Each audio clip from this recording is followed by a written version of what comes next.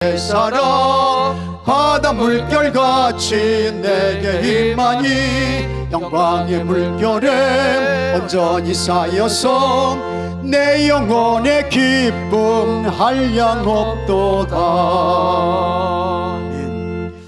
우리 하나님의 은혜와 평강과 축복이 여러분 모두에게 함께 하시기를 주의 이름으로 축복합니다.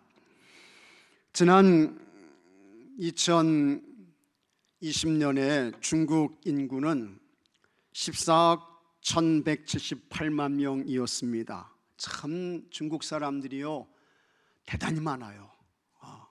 엄청 많습니다. 그리고 이 사람들은 하여튼 목소리가 커요. 그래서 그냥 이 중국 사람들이 한번 지나가게 되면 얼마나 참 시끄러운지 하여튼 그렇습니다. 그런데 더 놀라운 것이 있습니다. 중국에는 중국 인구보다 3배가 더 많은 쥐가 있습니다. 그러니까 중국에는요 42억 마리의 쥐가 있는 것입니다. 그리고 그 쥐들이 1년에 30억 킬로그램 이상의 곡식들을 먹어치우고 있습니다. 이것은 80kg 들어가는 가마니로 3,700만 개에 이르는 양입니다. 엄청나요? 대단합니다.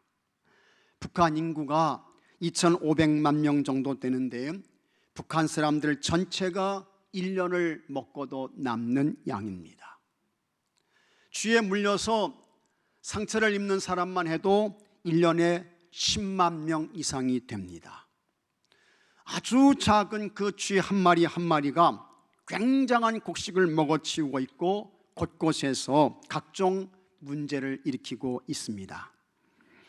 우리나라 어떤 제약회사가 독일의 유명한 바이엘 제약회사가 있는데 같이 합사해서 세계적인 제약회사로 도약하겠다는 야심찬 계획을 세웠습니다. 그래서 우리나라 회장단이 이제 이 독일 제약회사를 방문했어요. 귀문실에서 간단한 인사를 나누고 모든 생산 공장을 돌아보았습니다. 그때에 우리나라 방문자 중에 한 사람이 무심코 바닥에 침을 뱉었습니다. 모든 공장과 생산 과정을 돌아보고 돌아와서 사무실에 앉았습니다. 우리나라 대표가 독일 대표에게 이제 계약합시다 제의를 했어요. 그때에 독일 대표가 우리나라 대표에게 이렇게 말했습니다. 우리는 당신 회사와 합작하지 않을 것입니다. 깜짝 놀랐습니다. 이미 거의가 다 계약이 성사된 걸로 알고 일을 진행하고 있었는데 안 한다는 것입니다. 그래서 그 이유를 물었습니다. 독일 대표가 다음과 같이 말했습니다. 당신들 중에 한 명이 바닥에 침을 뱉었습니다. 제약회사의 생명은 위생과 청결입니다. 아무 곳에나 침을 뱉는 직원을 둔 회사의 제품을 우리는 믿을 수 없습니다. 지극히 작은 것 하나가 회사의 미래를 망치게 했습니다. 모든 무엇을 말씀하는 것일까요? 아주 작은 것 하나하나가 중요하다는 것입니다. 사람들이 별로 관심 갖지 않는 거, 중요하게 여기지 않는 거, 그 조그만 것들이 대단히 소중하고 귀하다는 것입니다. 하나님께서 창조하신 인간들이 모두 육체가 되었습니다. 육신의 정욕을 위한 삶을 살았습니다. 하나님께서 그의 인생들을 보시고 한탄하셨습니다. 그리고 땅 위에 있는 모든 생명을 멸하시기로 작정하셨습니다. 세상을 심판하시는 하나님의 방법은 홍수였습니다. 창세기 6장 17절에 내가 홍수를 땅에 일으켜 무릇 생명의 기운이 있는 모든 육체를 천하에서 멸절하리니 땅에 있는 것들이 다 죽으리라. 그때 하나님께서 주목하신 한 사람이 있어요. 그는 노아였습니다. 그 노아에게 120년이라고 하는 시간과 기회를 하나님께서 주셨습니다. 노아가 산꼭대기에서 120년 동안 방주를 만들었습니다. 그리고 하나님께서 정하신 때가 되니 무서운 홍수가 시작되었습니다. 40주야를 비가 땅에 쏟아졌습니다. 얼마나 비가 많이 왔던지 150일 동안 온 세상이 물에 잠겼습니다. 사람이 살 수 없었습니다. 모든 사람들이 홍수로 다 죽었어요. 땅 위에 있던 사람은 한 사람도 살지 못했습니다. 하나님의 홍수 심판이 시작될 때 노아의 나이는 600세였습니다. 이 노아는 의로운 사람이었습니다. 경건의 사람이었습니다. 거룩한 사람이었습니다. 그런 노아는 하나님께서 말씀하신 대로 방주를 만들었습니다. 노아가 방주를 만들 때에 세상 사람들이 비난했습니다. 조롱했습니다. 멸시했습니다. 정신 나간 사람이라고, 정신 빠졌다고 이 노아를 왕따를 시켰습니다. 그러나 노아는 그의 마음과 눈이 세상으로 가지 않았습니다. 그는 하나님을 바라봤어요. 하나님께 집중했습니다. 하나님의 때가 이를 때까지 멈추지 않고 그는 방주를 만들었습니다. 드디어 방주가 완성되었습니다. 그와 7 식구가 방주에 들어갔습니다. 하나님의 무서운 심판이 시작되었습니다. 방주에 들어간 노아와 그의 가족만 살았습니다. 그리고 그들을 통해 새로운 인류가 시작되었습니다. 하나님의 홍수 심판은 무서웠습니다. 땅에 있던 어떤 사람도 하나님께서 내리시는 홍수의 심판을 피할 수 없었습니다. 그런데 여러분, 지금도 홍수는 무섭습니다. 독일이 난리가 났잖아요. 100년 만에 홍수가 왔습니다. 많은 사람이 죽습니다. 실종되어 엄청난 재산 손실이 옵니다. 교통이 마비가 되고 전기, 통신, 농작물, 각종 시설 등 모든 곳에서 큰 피해가 일어납니다. 지난 2011년 3월 11일에 동일본 대지진이 있었습니다. 진도 9.0의 지진이 일본 동쪽 지역을 강타했습니다. 그곳에는 후쿠시마 원자력 발전소가 있는데 지진을 견디지 못하고 폭발했습니다. 그리고 큰 쓰나미가 몰려왔습니다. 그때 여러분 15,890명이 사망했습니다. 15,890명. 그리고 2,589명이 실종됐습니다. 그 후에 이 일을 겪으면서 자살한 사람, 병으로 죽은 사람, 지진 등 사망 관련자가 3,407명 더하면 2만 명 훨씬 그 이상이 죽고 사망했습니다. 어선 피해만 28,600척이었습니다. 그 피해 규모를 전체적으로 계산해 보니까 일본 돈으로 16조 9천억엔, 우리나라 돈으로 182조 원이었습니다. 그리고 올해 6월 12일에 일본 정부가 공식적으로 발표했어요. 앞으로 2년 후에 후쿠시마 원전의 오염수를 바다에 방류한다. 그런데 그 오염수에는 64종류의 방사능 물질이 포함되어 있습니다. 우리 사람이 접하게 되면 DNA, 유전자의 변형이 오게 됩니다. 그 다음에 우리 몸의 세포를 파괴해요. 무서운 암이 생깁니다. 생식 기능이 저하됩니다.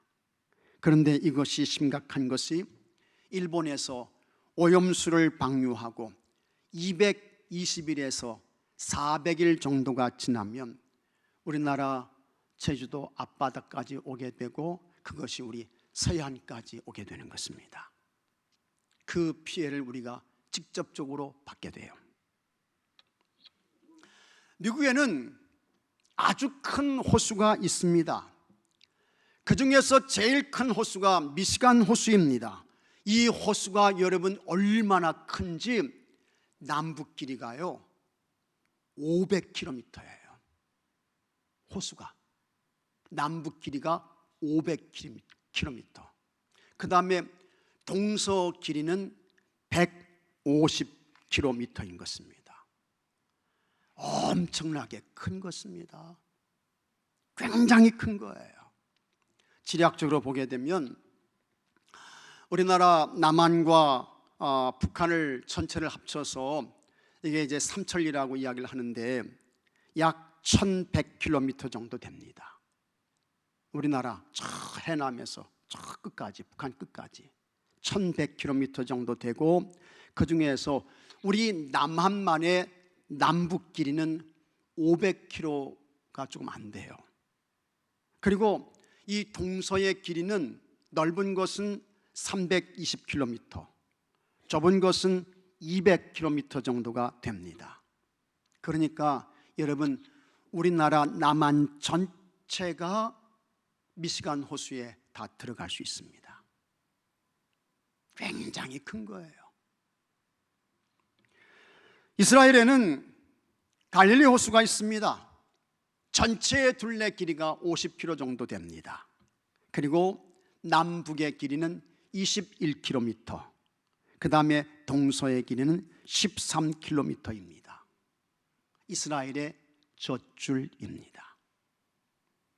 그런데 사람들은 다 이렇게 큰 것에 관심을 갖습니다. 큰 바다, 큰 호수, 큰 물, 홍수, 큰 쓰나미, 이런 것에 시선을 둬요.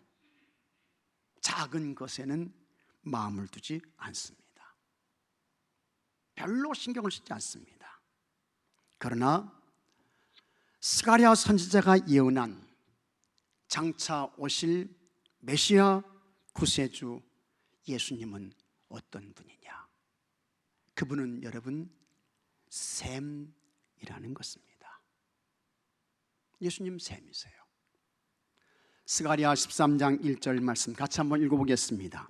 그날에 죄와 더러움을 씻는 샘이 다윗의 족속과 예루살렘 주민을 위하여 열리리라. 아멘.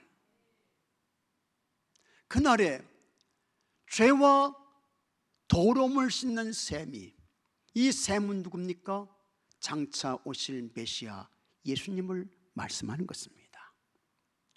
스가랴 선지자는 이스라엘 백성들이 주전 538년 제1차 바벨론 포로에서 돌아온 후에 활동을 했던 예언자인 것입니다. 학개와 동시대의 예언자예요.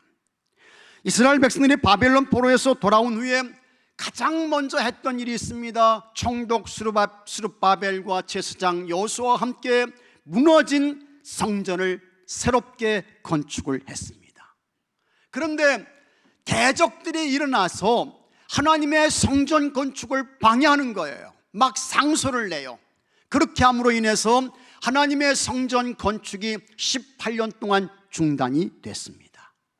그때에 학개와 스가랴 선지자가 하나님의 성전 건축을 속히 완성할 것을 촉구하는 것입니다. 그리고 하나님의 사람인 이스라엘 백성들의 궁극적인 승리와 회복은 메시아 구세주 예수님이 오실 때 온전하게 성취될 것이라고 했는데, 구원과 치유와 회복을 위해 세상에 오시는 메시아 구세주 예수님은 어떤 분이냐? 그분은 샘이라는 것입니다. 샘이라는 거예요. 메시아 구세주 예수님께서 죄와 더러움을 씻는 샘으로 오신다는 것입니다. 그러면 왜 스가랴는 이 세상에 메시아 구세주로 오시는 예수님께 대하여 샘이라고 했을까? 샘이 의미하는 예수님의 모습은 어떤 것입니까? 첫째로 같이 하겠습니다. 샘은 마르지 않는다. 샘은 마르지 않아요. 깊은 샘은 절대로 마르는 법이 없습니다. 우리 사람들이 살아가는데 꼭 필요한 것이 있습니다. 뭐가 필요해요? 물 필요하죠. 물 없어 보세요. 사람이 어떻게 삽니까? 물을 마셔야 되고 물로 씻어야 되고, 농사를 위해서도 물이 필요하잖아요. 물 없어 보세요. 논농사, 밭농사 됩니까? 안 됩니다. 물 없으면 농사 안 돼요. 짐승을 기르는 것도 마찬가지인 것입니다. 짐승이 물 없어 보세요. 짐승이 살 수 있나? 못 살아요. 이렇게 인간의 생존을 위해서 물이 꼭 필요한 것입니다.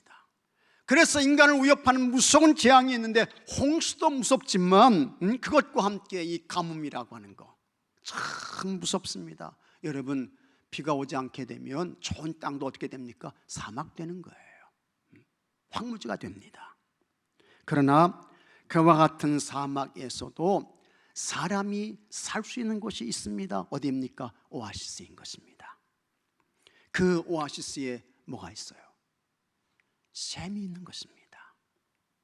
그 샘에서 사람이 물을 놓습니다. 그 물을 마셔요. 짐승도 그 물로 삽니다. 각종 나무와 식물도 샘물로 사는 것입니다. 그런데 참 이 깊은 샘물은 아무리 사막이라 할지라도 마르지 않습니다. 깊은 샘물은 마르는 법이 없는 것입니다. 그냥 그 샘에서 끊임없이 물을 솟아내는 거예요. 그래서 그 샘은 보내도 항상 똑같아요. 써도 그 샘은 마름이 없는 것입니다. 그런데 이와 같은 샘이 곧 우리 주님 예수님이라고 하는 것입니다. 이것은 뭘 말씀할까? 예수님의 은혜, 예수님의 사랑, 예수님의 긍휼, 예수님의 자비, 이와 같은 것들은 여러분 끝이 없다는 것입니다. 마름이 없다는 거예요. 한계가 없다는 것입니다. 믿으시면 아멘 하시기 바랍니다. 정말 그렇죠. 예수님의 은혜, 예수님의 긍휼, 예수님의 자비, 예수님의 사랑, 이것은 마름이 없는 샘과 같이 끝이 없어요. 한계가 없는 것입니다. 여러분, 예수님께서 베드로를 제자로 부르셨습니다. 3년 동안 함께 있게 하셨습니다.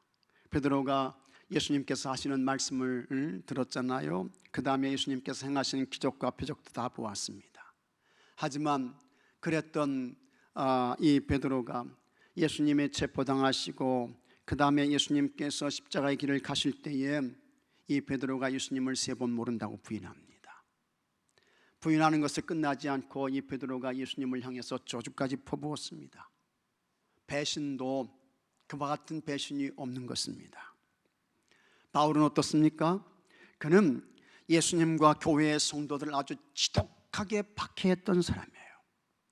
스데반을 죽이는데 사람들을 선동해서 돌에 맞아 죽게 하고, 그 다음에 이 바울이요, 예수님과 교회를 위해서 살기가 등등한 사람이었습니다. 사도행전 9장 1절에 사울이 주의 제자들에 대하여 여전히 위협과 살기가 등등하여 했습니다.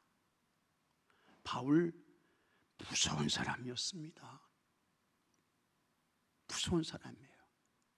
유대교와 율법을 위해서는 그야말로 물불을 안 가리는 사람이 바울이었습니다.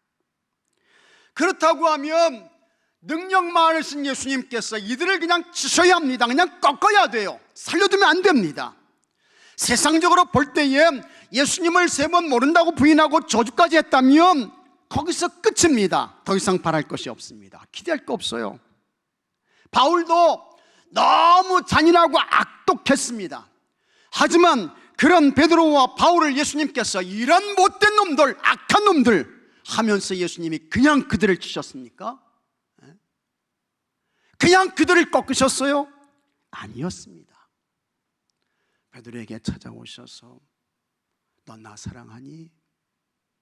3번 물으셔요.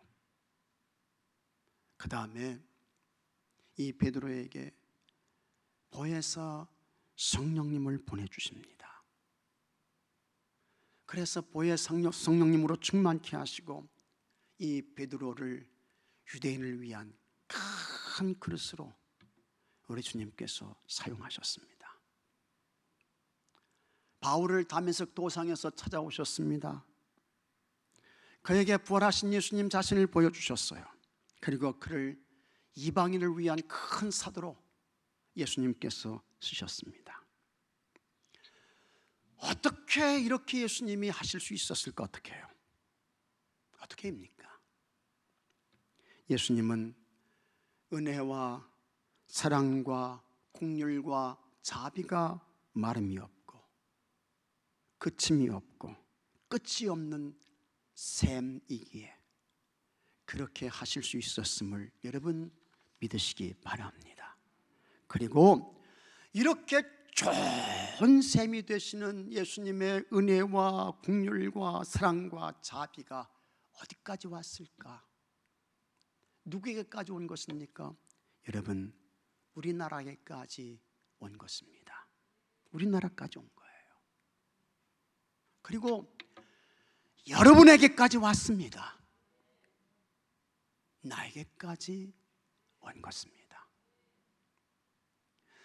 예수님의 긍휼과 자비와 사랑과 은혜가 끝이 없어서, 마름이 없어서, 한계가 없어서 그와 같은 은혜와 긍휼과 자비와 사랑을 우리나라에 베풀어 주셨고, 여러분 가정에 베풀어 주셨고, 여러분 자신에게 베풀어 주셨고, 여러분들에게, 여러분 자녀들, 자손들에게까지 베풀어 주신 것을 믿으시기 바랍니다. 할렐루야. 할렐루야죠. 깊은 셈이 되시는 예수님의 은혜와 사랑과 긍휼과 자비에 여러분 감사하시기 바랍니다. 그리고 그 예수님의 은혜와 사랑과 긍휼과 자비의 샘물에 잠겨서 이 세상이 아무리 험악하고 힘들어도 그 예수님의 은혜와 사랑과 자비와 긍휼과 그 샘물에 잠겨서, 샘물에 젖어서 행복과 기쁨과 감사와 평강의 삶을 살아가시는 여러분들이 되시기를 바랍니다. 둘째로 같이 하겠습니다. 샘은 생명을 준다. 샘이 뭐 줍니까? 생명 주는 거예요. 생명 줘요. 스가랴는 샘이 되시는 예수님께 대하여 다른 이야기 하지 않았어요. 죄와 더러움을 씻는 샘이다, 그렇게 이야기를 했습니다. 예수님 샘이신데, 이 예수님 샘 되시는 예수님, 이분은 죄와 더러움을 씻는 샘이다, 예수님 그렇게 말씀하신 거예요. 여러분, 우리가 이 세상의 삶을 살아갈 때에 우리를 가장 불행하게 하고 불쌍하게 하고 비참하게 만드는 것이 뭡니까? 돈이 없어서 그런 거예요? 아니에요. 못 배워서, 지식이 없어서 그렇습니까? 아닌 것입니다.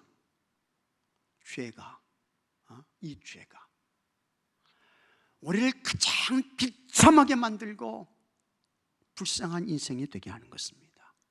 죄가 여러분 이렇게 무서운 것입니다. 그런데 이 죄는 인간의 방법으로는 해결의 길이 없습니다. 죄인이 죄인을 살려낼 수 없어요. 구원할 수 없습니다. 그러면 누가 우리의 허물과 죄를 씻어서 나를 허물과 죄로부터 정결하게 할 수 있을까? 깨끗하게 할 수 있을까? 그것은 다른 것이 아닙니다. 샘이 되시는 예수님께서 샘물로 씻어주셔야 합니다. 샘이 되시는 예수님께서 샘물로 씻어주시는 것이 뭐냐? 예수님 보혈의 피로 우리의 허물과 죄를 씻어주시는 거예요. 예수님 보혈의 피로 우리의 허물과 죄를 닦아주시는 것입니다. 이것을 위해서 예수님께서 십자가에서 보혈의 피를 흘려주셨습니다. 그래서 사도 바울이 이렇게 말씀했습니다. 에베소서 1장 7절 말씀 다 같이 읽어보겠습니다. 우리는 그리스도 안에서 그의 은혜의 풍성함을 따라 그의 피로 말미암아 속량 곧 죄사함을 받았느니라. 다 같이 아멘. 그의 피로 말미암아 속량 곧 죄사함을 받았느니라. 그의 피로. 히브리서 9장 12절에는 히브리서 기자가 이렇게 말씀했습니다. 염소와 송아지의 피로 하지 아니하고 오직 자기의 피로. 누구의 피입니까? 자기가 누구예요? 예수님이죠. 자기의 피로 영원한 속죄를 이루사 단번에 성소에 들어가셨느니라. 그래서 여러분 우리가 죄에서 살게 된 것입니다. 여러분 다 죄사함 받으셨어요? 믿으시면 아멘 하시기 바랍니다. 다 죄사함 받으셨어요. 영원한 불못의 지옥의 사람에서 하나님 나라 천국의 사람으로 옮겨진 것입니다. 미국의 초대 대통령이 조지 워싱턴인데, 이 조지 워싱턴이 참 훌륭한 사람이죠. 미국 건국의 아버지예요. 참 믿음 좋으신 분이셨습니다. 근데 이 조지 워싱턴의 어린 시절에 이런 이야기가 있습니다. 어느 날 이 워싱턴의 아버지가 이 조지에게 도끼 한 자를 줬어요. 그러면서 이제 이 아이를 훈련시키는 거죠. 나무를 베고 또 나무를 쪼개고 이와 같은 일을 이제 배우게 하는 것입니다. 근데 이 워싱턴의 아버지가 그의 집에서 아주 아끼는 나무 하나가 있었습니다. 체리나무였습니다. 봄이면 이 체리나무에서 꽃이 피고요, 그 다음에 아주 맛있는 그와 같은 체리 열매가 열립니다. 미국 가보세요. 아주 체리가 흔합니다. 그리고 또 맛있어요. 아버지가 며칠 외출을 했습니다. 조지는 도끼가, 아버지가 준 도끼가 얼마나 잘 드는지 시험을 해보고 싶었습니다. 어린 마음에. 그런데 하필이면 아버지가 아끼는 이 체리나무를 대상으로 해가지고 아버지가 준 도끼를 시험해 보다가 이 체리나무를 그냥 찍어서 그냥 베어버렸습니다. 혹시 누가 본 사람이 있을까 해가지고 잘 살펴보니까 없어요. 참 다행이었습니다. 그런데 여러분, 세상에 비밀이 어디 있습니까? 뭘 감출 수 있겠어요? 이 조지는 못 봤지만 저쪽에서 아버지가 아끼는 이 체리나무를 찍어서 도끼로 찍어서 베어버리는 그 모습을 본 한 사람이 있었습니다. 그의 집에서 일하는 아주머니였습니다. 아주머니가 이 조지를 불렀습니다. 그러면서 하는 이야기가, 도련님, 우물에 가서 물을 떠서 이 항아리를 좀 채우세요. 물 떠오라는 거예요. 워싱턴이 대답했습니다. 아니 아주머니, 내가 왜 그 일을 합니까? 그건 아주머니가 해야 할 일이잖아요. 아주머니가 조지에게 말했습니다. 내가 도련님을 다 봤습니다. 도련님이 체리나무를 도끼로 찍어서 베어버렸잖아요. 내일 주인님께 다 일러 바칠 거예요. 이러니까 이 조지 워싱턴이 할 수 없이 말이죠, 약점 잡혀가지고 이 아주머니가 시키는 일을 다 하는 것입니다. 물 떠오라고 하면 아무 소리 못하고 물 떠오고, 장작 가져오라고 하면 아무 소리 못하고 장작 가져오고, 불 피우라고 하면 아무 소리 못하고 불을 피우고. 아버지가 돌아왔습니다. 와서 보니까 아끼는 체리나무가 없어요. 사람들에게 누가 체리나무를 베었냐고 물었습니다. 그런데 다 모른다고 하는 것입니다. 조지도 아무 말도 하지 않았습니다. 괴로웠습니다. 죄책감이 그를 짓눌렀습니다. 아니, 그것만 해도 괴롭고 힘든데 아주머니가 약점을 잡아가지고 그냥 힘든 일을 다 시키는 거예요. 다음날 아침이 되었습니다. 역시 그날도 아주머니가 힘든 일을 조지 워싱턴에게 시킵니다. 그때에 조지가 말했습니다. 나 이제 더 이상 안 합니다. 못합니다. 아주머니가 하세요. 그러니까 이 아주머니가 내가 다 주인님께 일러 바칠 거예요 라고 했습니다. 근데 이 조지가 마음대로 하세요 그러면서 가버렸습니다. 이 조지 워싱턴이 당당해졌습니다. 왜 이 워싱턴이 아주머니의 말을 듣지 않고 그렇게 당당할 수 있었을까? 어젯밤에 이 조지 워싱턴이 아버지를 찾아갔습니다. 아버지를 찾아갔어요. 그리고 아버지에게 자기가 도끼를 시험해 보기 위해서 시험을 하는데 그만 아버지가 아끼는 체리나무를 도끼로 찍어서 베어버렸습니다 하면서, 아버지 용서해 주세요, 잘못했어요 이야기를 한 것입니다. 그러니까 이 아버지가 이놈의 자식 하면서 막 화를 내며 체포를 했습니까? 아니었습니다. 다 용서했습니다. 그리고 그를 격려했습니다. 마침내 이 조지가 자유함을 얻었습니다. 이제는 더 이상 죄책감이 그를 괴롭히지 않았습니다. 아주머니의 요구에도 끌려가지 않게 되었습니다. 그런데 여러분, 죄가 이것과 똑같습니다. 죄는 하나님과 인간의 관계를 단절시킵니다. 죄는 하나님과 인간 사이에 담을 만들어 놓고 틈이 생기게 해요. 하나님으로부터 모든 것을 끊어놓는 것입니다. 그리고 이 죄가 정말 무서운 것은 이 죄가 우리에게 사망을 가져오게 하는 것입니다. 사망은 육신의 죽음만 의미하지 않습니다.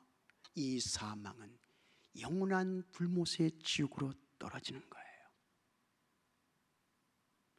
이와 같은 무서운 죄를 해결받는 길이 딱 하나 있습니다.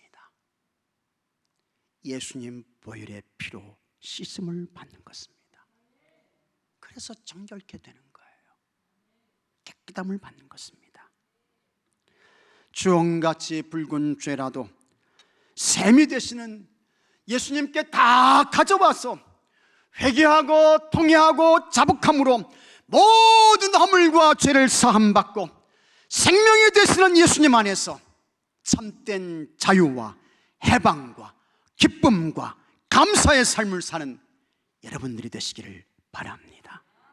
셋째로, 샘은 같이 하겠습니다. 능력을 준다. 샘은 능력을 줘요.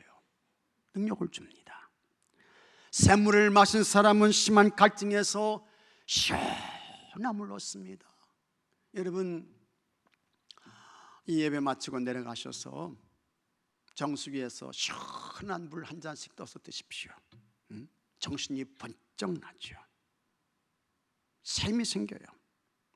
그렇게 샘물을 마신 사람은 소중함을 얻습니다. 그러므로 샘은 능력인 것입니다. 야곱이 하나님께로 갈 날이 가까워졌습니다. 그래서 그의 12아들을 다 불러놓고 축복을 하지요. 그 중에서 그가 가장 아끼고 사랑했던 아들이 요셉인데, 이 요셉에 대해서는 야곱이 이런 축복을 했어요. 창세기 49장 22절에 요셉은 무성한 가지고 샘 곁에 무성한 가지라, 그 가지가 담을 넘었도다 했습니다. 요셉은 샘 곁에 무성한 가지라고 했습니다. 샘 곁에 있는 나무는 아무리 가뭄이 와도 안 죽습니다. 나무가 크게 자라죠. 그 나무가 가지가 담을 넘는 것입니다. 그리고 풍성한 열매를 냅니다. 샘으로 인해서 좋은 나무가 되는 것입니다. 그런데 정말 야곱이 축복한 그대로 요셉이 샘 곁에 무성한 가지가 되어서 능력자가 됐어요. 아버지를 구원하고 형제들을 살려내고 이집트 전체를 7년 중년해서 그가 다 건져냈습니다. 사사기 15장에는 삼손이 블레셋과 전쟁하는 이야기가 나옵니다. 삼손이 여러분 얼마나 힘이 셌던지 나귀 턱뼈 하나 가지고 블레셋 사람 1,000명을 물리쳤습니다. 1,000명을 1대1000으로 싸워가지고 삼손이 이겼어요. 그만큼 삼손의 힘이 대단했습니다. 그래서 삼손이 그곳의 이름을 라마레히라고 불렀습니다. 라마레히의 뜻은 턱뼈의 산입니다. 싸움이 얼마나 치열했던지 삼손이 심히 목이 말랐습니다. 삼손 혼자 1,000명을 물리쳤으니 대단한 싸움이었습니다. 그때 삼손이 하나님께 이렇게 기도합니다. 사사기 15장 18절에 삼손이 심히 목이 말라 여호와께 부르짖어 이르되 주께서 종의 손을 통하여 이 큰 구원을 베푸셨사오나 내가 이제 목말라 죽어서 할례 받지 못한 자들의 손에 떨어지겠나이다. 그때 하나님께서 삼손의 부르짖음과 기도를 들으십니다. 그리고 참 하나님 좋으신 분이세요. 정말 좋으신 분이세요. 이 삼손을 위해서 하나님께서 그곳에 샘을 터뜨려 주시는 거예요. 하나님이 샘을 솟게 하는 거예요. 그곳에서 샘이 솟았습니다. 그 솟은 샘물을 마시고 삼손이 정신이 번쩍 들었습니다. 샘을 얻었습니다. 그때에 삼손이 그 샘을 뭐라고 불렀습니까? 엔학고레라고 불렀습니다. 엔학고레의 뜻은 부르짖는 자의 샘이란 뜻입니다. 그러면 오늘 우리를 소성케 하고 우리를 능력 있게 하는 에낙고레의 셈이 무엇일까? 오늘 우리에게도 여러분, 삼손에게 에낙고레의 셈이 있었던 것처럼 우리에게도 에낙고레의 그 셈이 있어야 돼요. 에낙고레의 셈. 이 세상 사는 게 얼마나 힘들어요. 얼마나 피곤해요. 얼마나 갈증이 납니까?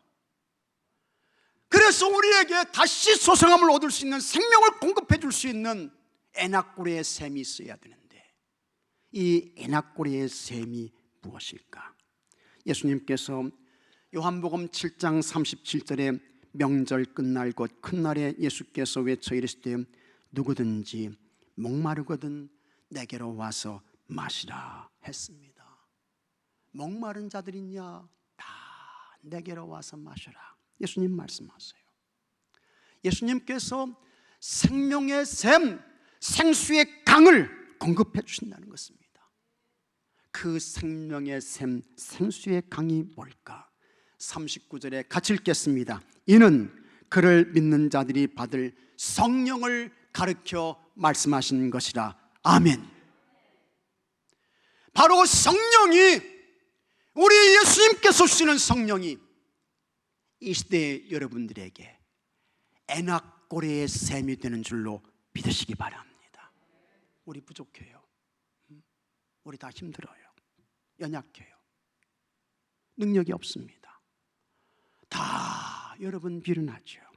하지만 그런 우리들이 셈이 되시는 예수님께서 우리에게 허락하시는 성령님을 받게 되면 연약한 우리도, 미련한 우리도, 힘든 우리도 여러분 지혜자가 되고 강한 자가 되는 것입니다. 실력자가 되는 거예요. 능력자가 되는 것입니다. 그래서 예수님께서 말씀하셨습니다. 사도행전 1장 8절에 오직 성령이 너희에게 임하시면, 같이 하겠습니다. 너희가 권능을 받고, 다시 한번요, 권능을 받고 뭘 받아요? 권능 받는다는 거예요. 권능 받는다는 거예요. 예수님이 허락하시는, 예수님이 보내주시는 보혜사 성령님을 받게 되면 우리가 다 능력자가 되는 것입니다. 권능의 사람이 되는 것입니다. 할렐루야.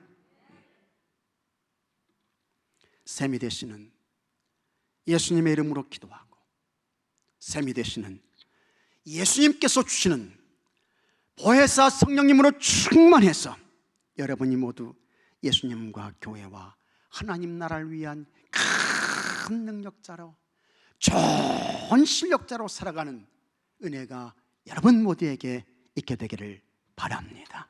다 같이 기도합시다. 예수님은 셈이십니다. 마르지 않는 셈이십니다. 예수님의 은혜와 사랑과 긍휼과 자비는 한이 없습니다. 그 은혜와 사랑과 긍휼과 자비가 우리 교회에도 왔고 이 나라에도 왔고 우리 자신들에게도 왔습니다. 감사하게 하여 주옵소서. 그리고 셈이 되시는 예수님을 통해서 우리의 모든 허물과 죄를 씻어주시고 하나님 자녀로 삼아주시고 영원한 하나님 나라 천국의 사람이 되게 하시니 감사옵나이다. 웬 은혜이고 웬 축복입니까? 잃어버리지 않게 하시고 빼앗기지 않게 하여 주옵시고 끝까지 셈이 되시는 예수님을 통해서 믿음의 승리자들이 되게 하여 주옵소서. 보혜사 성령님 보내주시고 그 성령님 충만하게 받아서 이 험한 세상에서 다 주님과 하나님 나라와 교회를 위한 큰 능력자들로, 놀라운 실력자들로 살아가는 교회와 성도들이 되게 하여 주시옵소서. 우리 주 예수 그리스도의 이름으로 간절히 기도하옵나이다. 아멘.